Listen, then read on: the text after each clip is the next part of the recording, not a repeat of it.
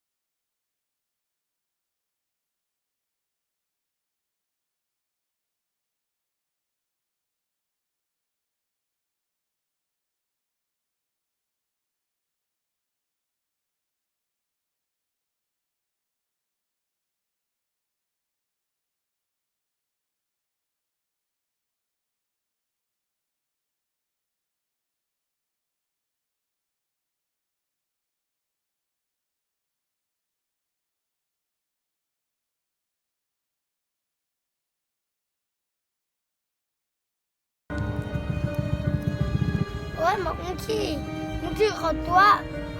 โน่นนี่แหละคนเฮิร์ตตัวอย่าเสียใจเลยลูกสาวยังมีหลายเมื่อแรงเจอกันไปครับ